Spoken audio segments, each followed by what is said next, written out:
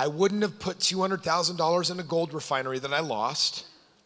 I wouldn't have invested in that trucking company that went belly up. I wouldn't have, I've done some dumb stuff. So I've had a chance to invest in many industries.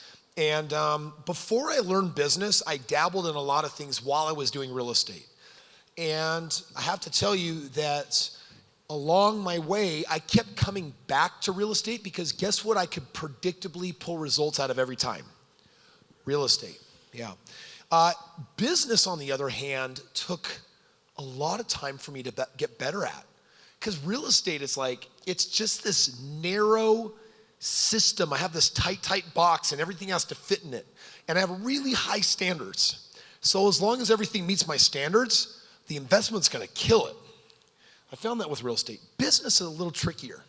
It took me a while to learn my standards and learn how to figure out what was good and what wasn't. So if I could go back financially to the beginning and make some changes, first thing I would have done is I would have said, Kris, quit your job sooner.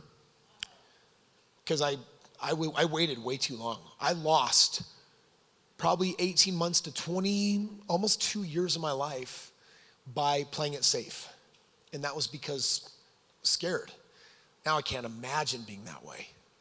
I've learned that the greater risk is in stagnation. When intuition says leap and you don't, you are now coming out of integrity with who you are. And that's how we get ourselves jacked up. So you have to honor yourself.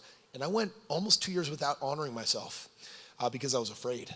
So that's probably the biggest thing that I would have changed from the beginning of the game for me is would have lipped out of my job sooner, and I would have gotten more business mentors for business help because that was, where I did have losses was in business, not in real estate.